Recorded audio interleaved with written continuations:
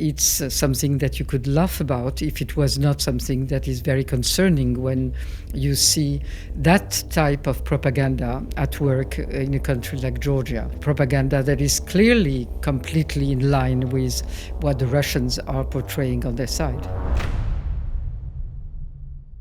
Hello, this is Martin Fornusik from the Kyiv Independent, reporting here from the Warsaw Security Forum. We will be talking to top European officials to discuss Western support for Ukraine and major security challenges facing NATO. Madam President, Georgia's ruling party has recently passed foreign agents law and anti-LGBT legislation that resembles Russian legislation. Why did the ruling party push forward this legislation despite protests at home and protests from Western partners?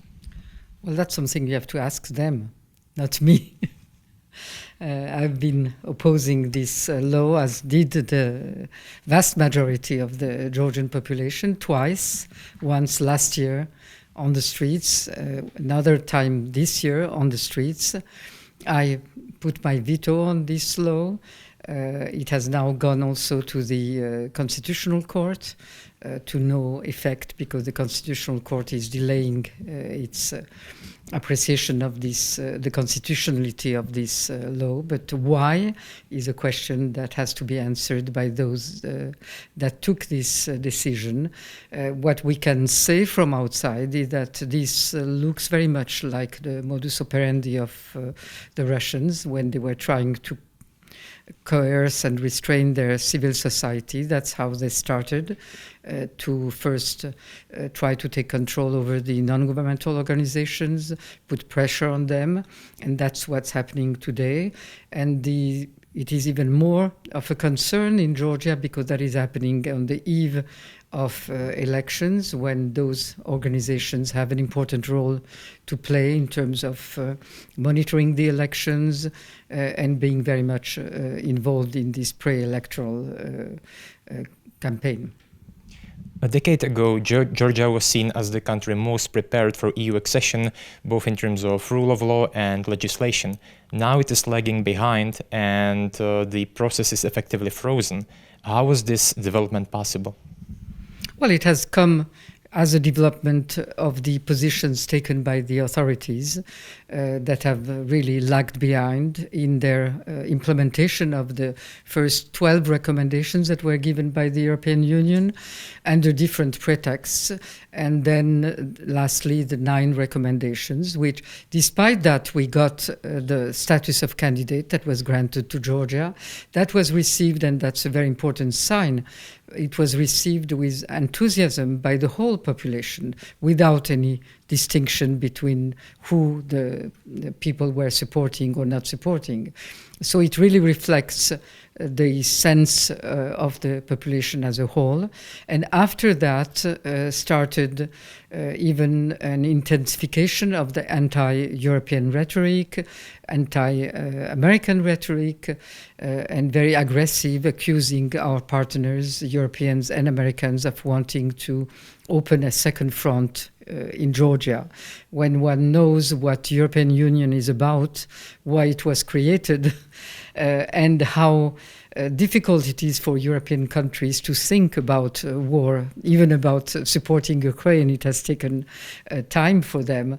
It's something that you could laugh about if it was not something that is very concerning when you see that type of propaganda at work in a country like Georgia, and the propaganda that is clearly completely in line with what the Russians are portraying on their side. Would you say that Moscow is now calling the shots in Tbilisi? Well, it's very difficult to say whether they're calling the shots or whether the ruling party is trying to please the Russians on its own initiative, but it doesn't really matter. That's something that you cannot know from outside.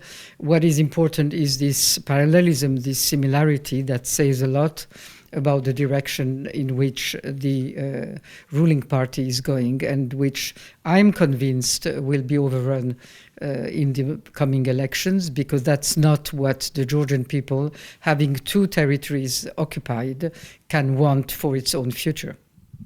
So do you think that the upcoming parliamentary elections will decide Georgia's future?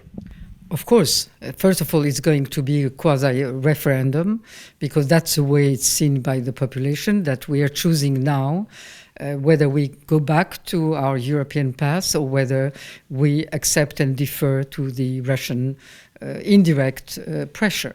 And that's the way the Georgian population is preparing for these elections. That's the way in which the political forces are preparing themselves. And there is by now common ground and platform for the four pro-European opposition parties.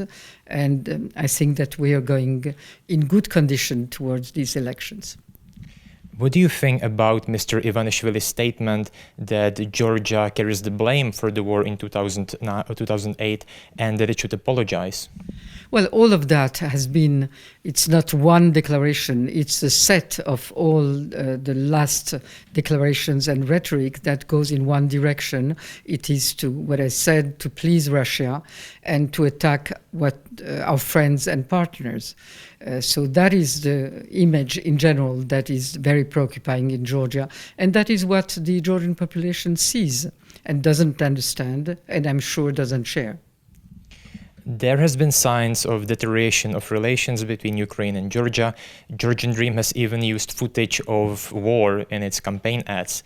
How would you describe the current state of relations between Ukraine and Georgia? Well, I would not describe that as relations between Ukraine and Georgia. I would describe that as relations between Ukraine and the ruling party of Georgia. That does not describe the state of mind of the Georgian population, which was upset in a very brutal way by this campaign that was launched by the ruling party that was putting in contrast the war in Ukraine and the peace supposedly in Georgia. Nobody liked it, and they had to withdraw some of these videos. And I think that the state of relations between Georgia and Ukraine is better described and seen on the streets of Tbilisi, where you see Ukrainian flags almost everywhere, and the way in which Ukrainians are received by the Georgian population.